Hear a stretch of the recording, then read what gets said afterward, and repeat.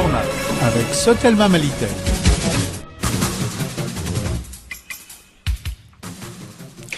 Mesdames et messieurs, bonjour. Merci de votre fidélité. Bienvenue dans ce 13h les titres.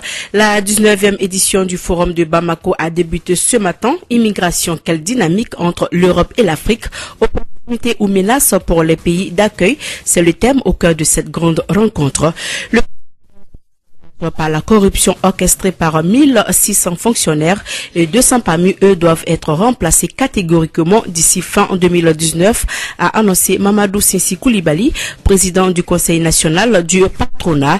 Et dimanche 24 février que les Sénégalais vont élire leur président. Le président sortant Macky Sall affronte 4 candidats.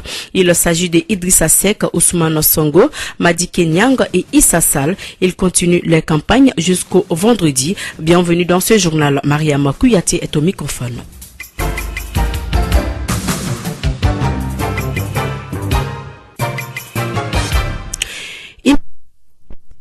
Entre l'Europe et l'Afrique. Menace pour les pays d'accueil, c'est le thème de la 19e édition du Forum de Bamako qui a ouvert ses portes ce matin au CICB sous la présidence du chef de l'État Ibrahim Boubacar Keïta. Abdoulaye Koulibaly nous parle de l'importance du thème de cette année. Il est le président de la Fondation Forum de Bamako. Des parents à nous aller se noyer dans les océans. Nous voyons des gens agir avec nos parents. Ça fait mal au cœur, ce qu'on dit. Et nous savons par ailleurs que l'Europe ne serait pas l'Europe sans l'Afrique. Nous savons aussi que notre destin et nos destins sont liés. Et donc, nous nous posons la question au moment où certains sont en train de penser à construire des murs. Pourquoi ne pas développer des ponts entre nos pays? Parce que nos destins sont liés. Les Européens ont besoin de l'Afrique. L'Afrique a besoin de l'Europe. Tirer l'argent de là-bas pour venir investir dans nos industries. Nous avons aussi des gens de qualité. Ils ont besoin de savoir-faire. Aujourd'hui, il y a beaucoup de savoir-faire. C'est beaucoup en Occident. Il n'y a pas de complexe, il n'y a pas de honte. Nous allons acquérir, comme eux aussi ont bénéficié du savoir de l'Amérique pour se développer, nous allons bénéficier du savoir des Européens pour que nos gens ici soient dans les industries qui vont permettre de développer le monde rural. Et le professeur l'a dit tout de suite, l'aménagement du territoire. Vous voyez, lorsque les gens, dans notre histoire d'ailleurs, les gens, lorsqu'ils sont pendant la saison des pluies, ils ne quittent jamais leur localité pour venir en ville. C'est pendant la saison sèche qu'ils viennent. Pourquoi? Parce qu'il n'y a plus rien à faire. Donc ça nous pose le problème de l'aménagement du territoire, amener les usines vers les zones de production pour maintenir les gens localement. Cela suppose des infrastructures, notamment de l'énergie, pour permettre aux paysans de conserver leurs produits, pour permettre aux paysans d'être bien là où ils sont. Voilà, c'était donc là Abdoulaye Koulibaly, il est le président de la Fondation Forum de Bamako.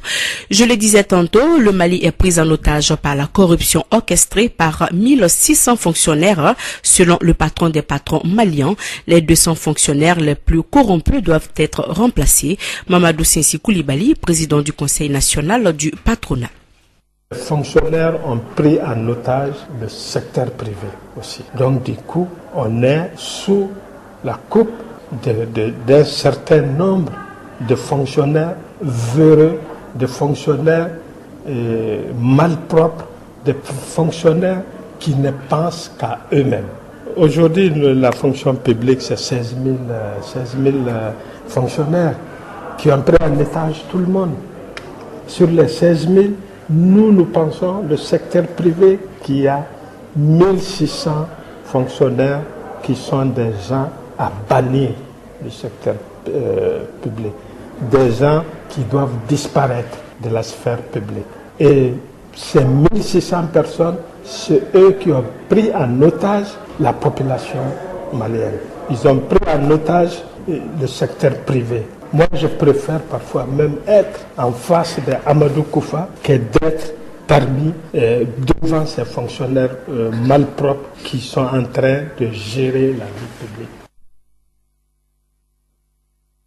Voilà. Sissi Koulibaly, il est le président du Conseil national du patronat pour renforcer les économies locales afin d'améliorer les conditions d'autofinancement des communes urbaines. Un projet nommé PACOM est en exécution.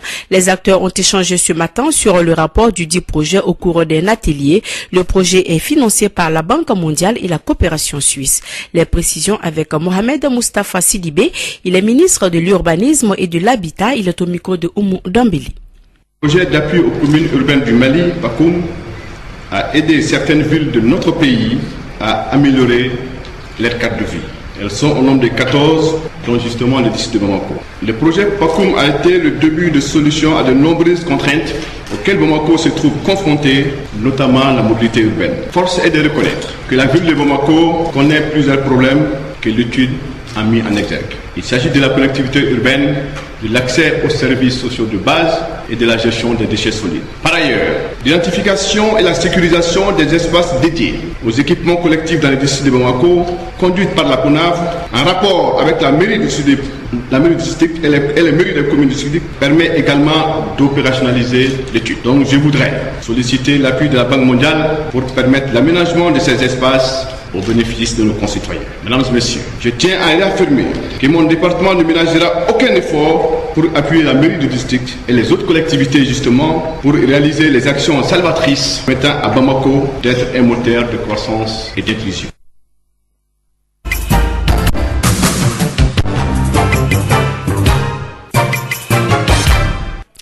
Le président malien Ibrahim Boubacar Keïta a reçu lors d'un déjeuner les ex-otages maliens libérés.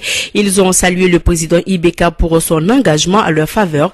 Pour sa part, le président Keïta a prié afin que de telles situations ne se reproduisent au Mali. Nous les écoutons. Mon pays n'a jamais cessé d'œuvrer dans le but de me libérer sain et sauf et de me faire retourner dans ma famille. Mon pays a tout fait. Un sentiment de reconnaissance de la gratitude de son Excellence El Haj Ibrahim Boubacar Keïta, président de la République du Mali. Un sentiment de remerciement sincère à son endroit. Et je pense, quand tu remercies le président de la République, tu remercies tout le peuple malien. Ce peuple qui m'a vu naître et où j'ai grandi aussi. Et je prie Allah le bon Dieu pour qu'il bénisse notre président, pour qu'il bénisse le Mali.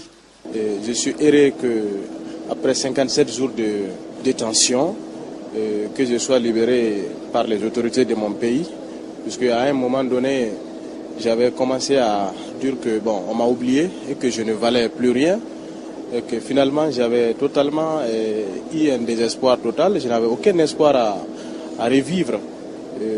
Voilà, les autorités de mon pays se sont débrouillées et sont parvenues avec une efficacité à me faire libérer. Je remercie le président de la République pour ses efforts, pour tout ce qui a été fait pour parvenir à notre libération. C'est un message de remerciement, message de paix, de réconciliation pour tous les Maliens. Je me porte très bien, peut-être que je suis un peu fatigué, mais je pense que je peux récupérer et je vais récupérer, Inch'Allah. Des journalistes déterminés, expérimentés, parce que je ne pensais pas revenir en réalité, mais je me suis dit que si je parvenais à revenir, c'est tout simplement de l'expérience que je vais acquérir et ça, je peux vous assurer que ça va.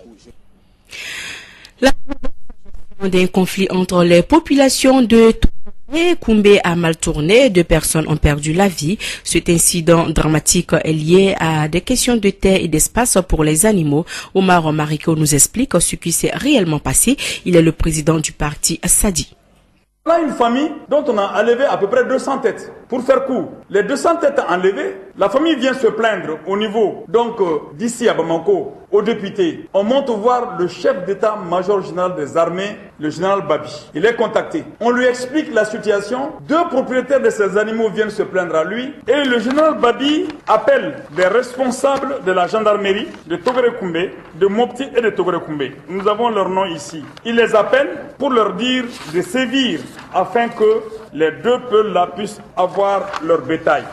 En lieu et place de leur donner leur bétail, quand ces 2 peuples sont allés dans cette ville-là, quand ils sont partis, c'est la gendarmerie qui les arrête, c'est la gendarmerie qui sévit contre eux et qui les passe à la population qui les achève. On les tue. Il s'agit de Hamadi Hama So et de Abere So. Ils ont été purement et simplement liquidés physiquement par la population. Sous l'œil satisfait et en peule, on est bien tenté de le croire et de l'admettre. Mais en réalité, ce qui est macabre et qui est derrière, c'est de tout faire pour qu'il y ait un conflit intercommunautaire en République du Mali.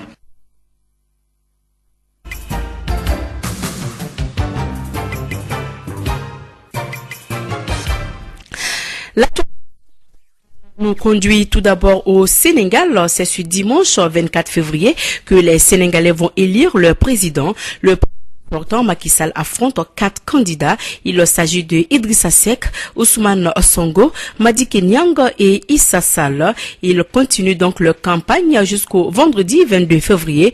Une campagne qui se joue sur le terrain, mais aussi en musique, moyen de communication privilégié pour exister face à ses adversaires. Dans le pays, la presse sera donc très mobilisée. Dès dimanche soir, les médias vont publier les résultats bruts, puis donner également les grandes tendances le plus rapidement possible. Sont en alerte depuis le début de la semaine. Des éléments de Boko Haram se seraient infiltrés dans la capitale et une attaque a eu lieu dans la région du lac hier mercredi. Pendant ce temps, à N'Djamena, les services sont sur les dents. Selon une alerte, au moins 5 éléments de Boko Haram ont réussi à s'infiltrer dans la capitale. Depuis, 3 des 5 présumés terroristes et 2 de leurs complices ont été interpellés.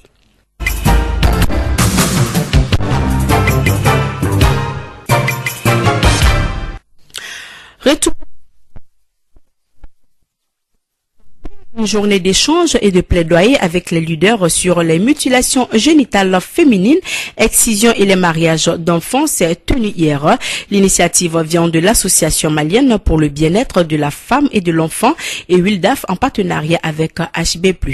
Cette journée vise l'adhésion et l'engagement des leaders en faveur de l'abandon de toutes les pratiques nuisibles. Le point avec Fanta Diakité.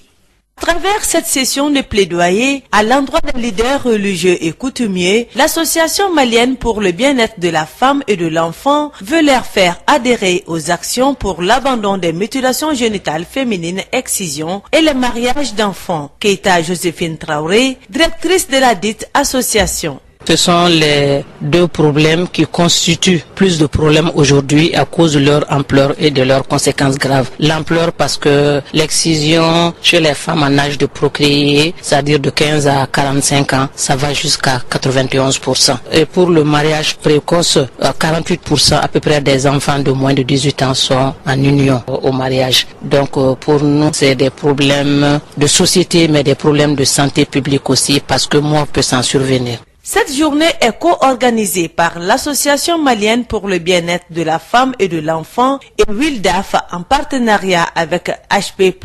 Dr Seydou Traoré, directeur de Health Policy+. HP+, est un programme de l'USAID qui mène beaucoup d'activités contre les violences basées sur le genre. Donc parmi ces actions, il y a des actions de promotion du genre, donc des droits des femmes, et donc contre toutes les violences faites aux femmes, y compris l'excision. Et donc MBF est une association très dynamique qui est connue, tout comme WILDAF, qui sont en partenariat pour cette activité-là. Nous les soutenons, nous travaillons ensemble, c'est un partenariat. Et donc nous sommes derrière ces 2 associations pour toutes les initiatives qui vont dans le sens de lutter contre les violences basées sur le genre. Parce que tout ce qui est lié aux droits des femmes est aussi lié au développement. Vous savez, les femmes, c'est la majorité de la population. Donc si nous voulons nous développer sans la majorité, vous serez d'accord avec moi que cela n'est pas possible. Pourtant, le Mali est classé 5e sur le plan mondial avec un fort taux d'excision et de mariage d'enfants.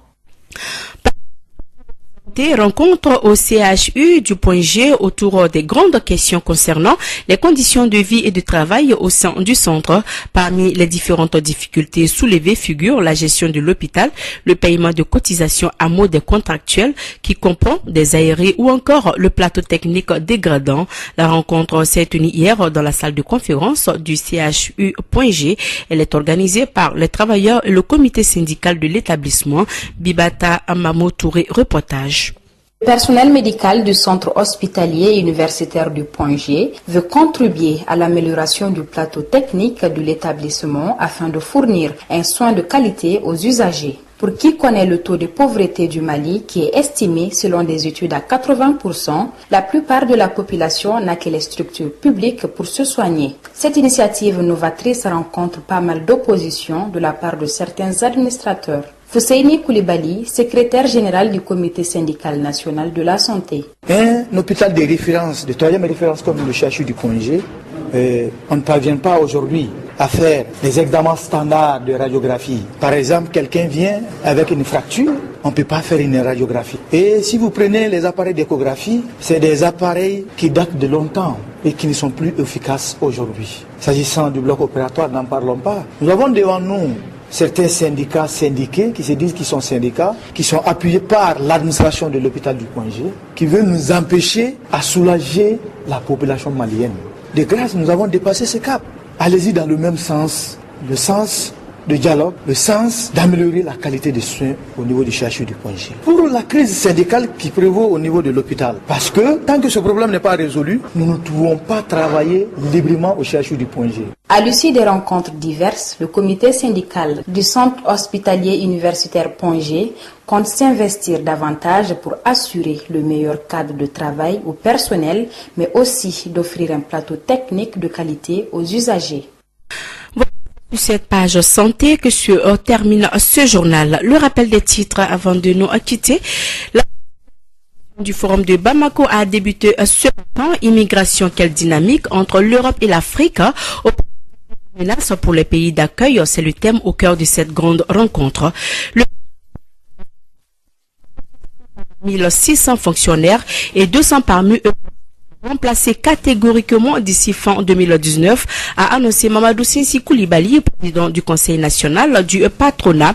C'est le 24 février que les Sénégalais vont élire leur Macky Sall affronte 4 candidats.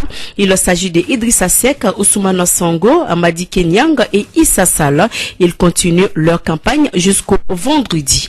Sur FM cette édition. Merci de votre fidélité. Présentation Mariam Kouyaté, par technique Fatou Fall. Dans un instant, votre page Elect.